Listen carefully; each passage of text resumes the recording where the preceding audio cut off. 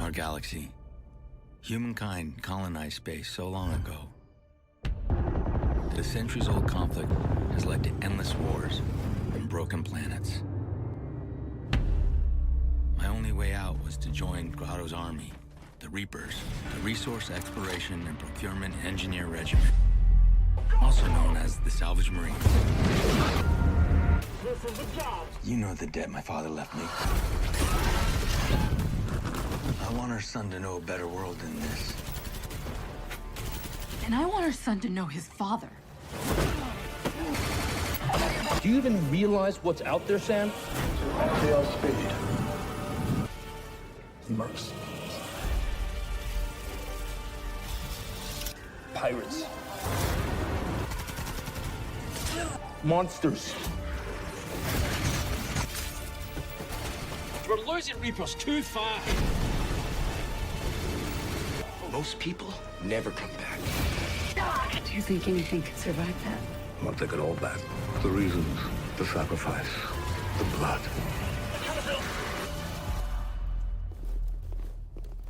Did we just commit a war crime?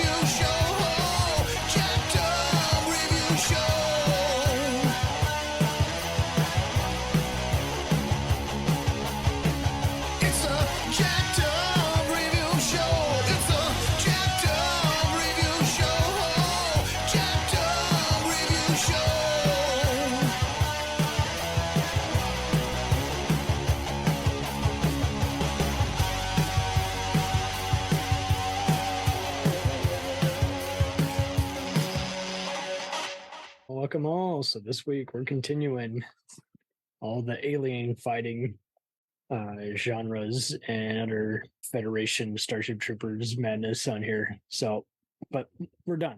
We've discussed just about all that stuff. So what's new? Let's talk about one that is clearly inspired by said show. We are talking about the one, the only, Salvage Marines. It is available now on PopcornFlix and Crackle. It's yet another just independent, international, low-budget production that's trying to look bigger than it actually is, and I gotta applaud it. It's just 8 episodes. We're seeing a lot of people like or hate this, with lots of interesting names attached to this. Once again, like it is much like The Expendables. It is a throwback to all those earlier 80s and 90s material. I mean, with Casper Van Dien, Johnny Rico himself, it's clear that this is the main reason you're watching this, is just that it's a throwback to those kinds of, fascist, societies, and just showing various people are, being recruited into being all these futuristic soldiers and fighting a mostly unseen alien race. The propaganda recruiter is none other than Armand Ashante, who plays a real life person who's often only seen as an interactive hologram.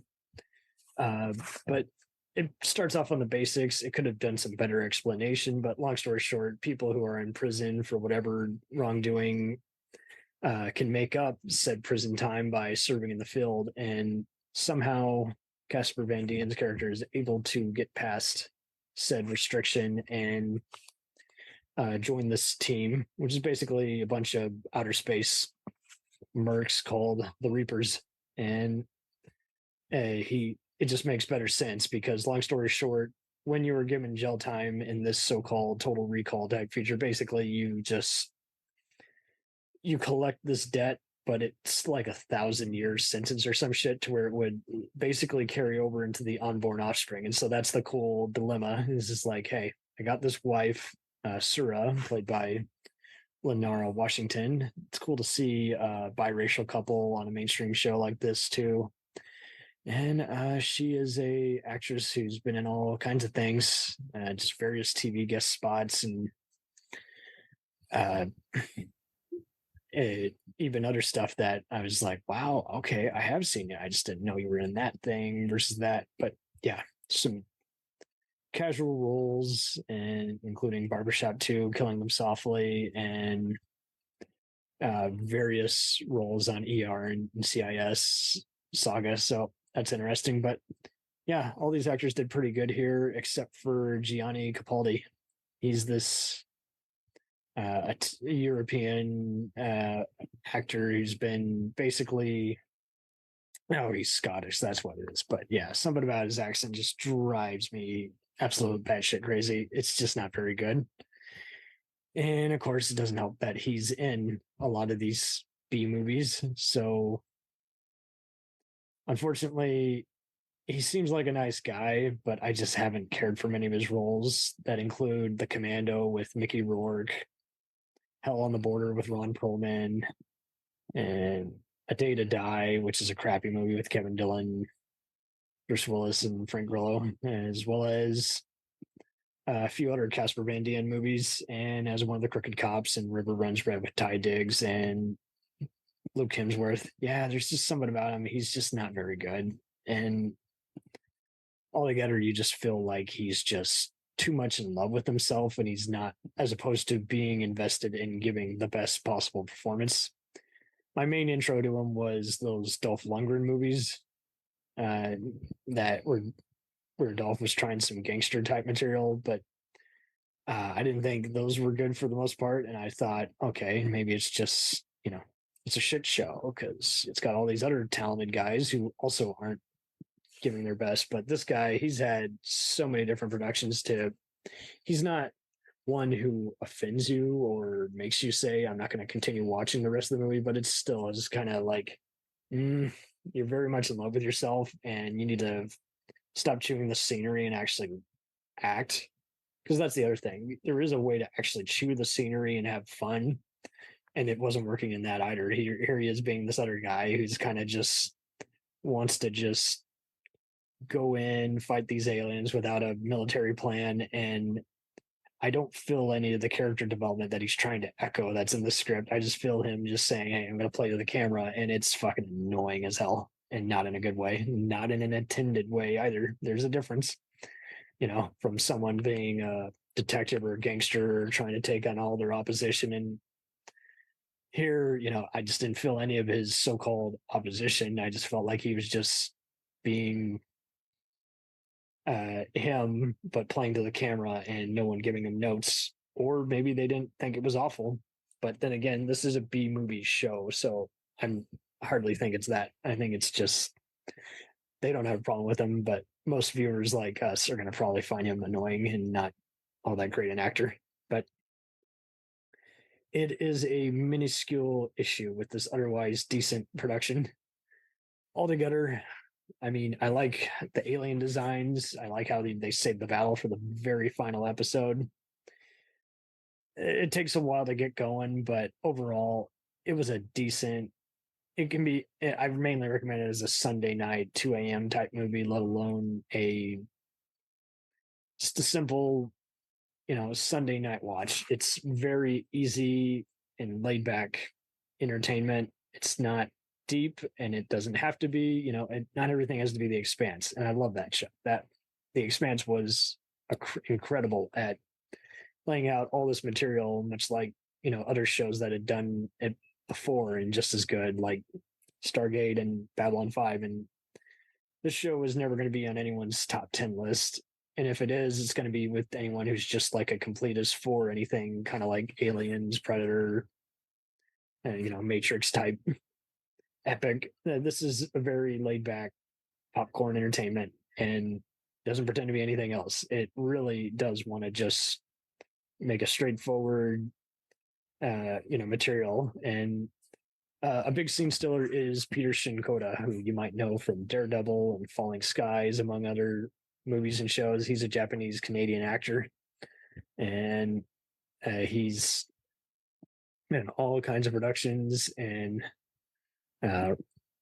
he does a pretty good job here at just outlining his character, how much like Casper Van Dien's character, he is trying to, again, escape this imprisoned military sentence and not die in combat. And For the first 3 episodes, they not only build the world, but also mainly flesh out just the whole, just, hey, like here's how we live our day-to-day life in the barracks and outline it all. He's also really good.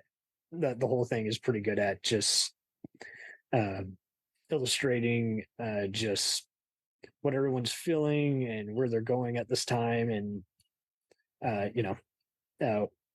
there are some homages, especially to aliens and Starship Troopers. They make fun of they do a homage, so to speak, in the co-ed of shower segment, and they do it in a way where it's not too over the top. It's not pornographic. It's just kind of funny. It's like, haha, I see what you did there. It's kind of more like an Expendables kind of way that they do it. And the director of this, who I think helmed the whole show, if I'm not mistaken, Sean Paul Piccinino, has mainly done just Christmas specials and other stuff. And this was pretty competent and never showed. I'm cool. Give kudos to anyone who can escape directing, reality TV and documentary programs and Hallmark stuff and do something bigger. Philip P. Martinez, who had worked with Armand Ashante and a few other B movies, was one of the big executive producers on this. And according to the main website, they show it highly in the credits, but like, it can't be ignored. It's a giant international production.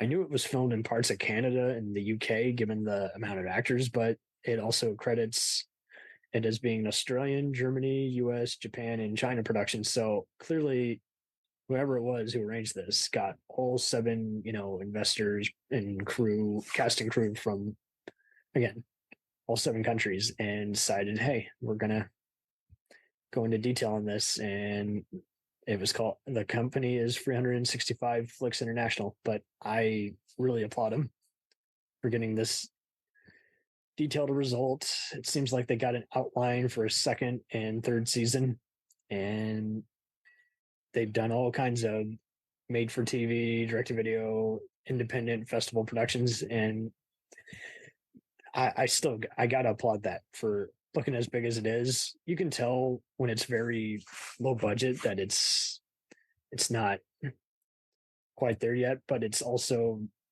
far from just like so cheap, like would not fly, today. It is not student film level. It's very good at also just highlighting, like, getting us to hate this corporations that basically rule the world and its military against this alien threat. And the aliens themselves, I meant to say this earlier, are kind of a mixture. Like, if you don't kill them right away, they reanimate into kind of zombie type creatures. They're often armored with skulls. And kudos to the filmmakers. That's a good way of showing how, hey, what we can't show you can actually make them a little freakier, and, for lack of a better word. And the training segments are good at just kind of, they do a good job of keeping them straightforward, as well as having decent visuals and showcasing what's on everyone's mind, and how maybe this fight might not actually come. Of course, it does finally arrive, and they do have cool machine guns, but altogether, I mean, just a decent, anyone who sees the poster of this can't possibly mistake what they're getting into, but it's hardly dumb. It's just, again, it's a lower budget, but it knows what it wants to be, and it doesn't have any cheesy music or anything else that messes with the tone. It is what it is. It is a straightforward B picture in 6 acts. So it's pretty good at that. Kudos to everybody for getting it together and being organized and knowing what they wanted to put up. So it is highly recommended, and anybody who's just, looking for something than some of the other oversaturated big budget shit, this is the one to look out for. So we'll return after these messages.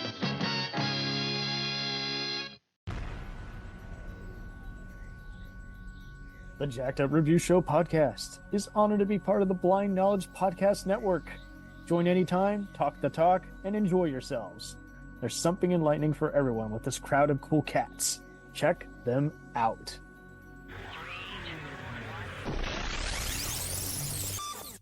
Hey, it's Brent Pope, the host of Breakfast with Brent Pope. You've seen me on some of your favorite TV shows saying things like, "Give it up, Jimmy. You got to sink this putt to win." On Breakfast with Brent Pope, I sit down with guests from the entertainment world, and we do it all over breakfast. Or should I say Brentfast? Every week on Brentfast, you get inside Hollywood info and tips, great breakfast recs and booty debates. Most of all, you get the most delightful 30 minutes of your week. So dig in. It's Brentfast time. Listen at Brentfast.com, Apple Podcasts, or wherever fine podcasts are found. Do you ever find yourself thinking about who would win in a fight between Goku and Superman? Hi, I'm James Gavsey, and on the Who Would Win show, me and my co-host Ray ignore anything important happening in the outside world and debate fictional battles between characters from comics, movies, and video games. We got a new show every week, and almost always am I the winner. Yeah, not true, Ray. In the past, we've discussed such matches as Captain America versus Darth Vader, Solid Snake versus the Iron Giant, classic matchups like RoboCop versus Terminator, and even the Muppets versus Sesame Street. That one was crazy. So if you're a fan of geek culture and love a spirited debate, check out the Who Would Win show wherever you get your podcasts, or check us out at whowouldwinshow.com.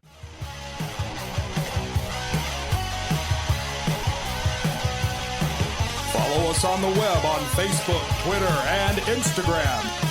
The podcast is available on Podbean, Spotify, iHeartRadio, Anchor, Apple, and anywhere else podcasts are available. Feel free to review our show and leave comments on any of those sites. Thanks a million for listening. It's a Jacked Up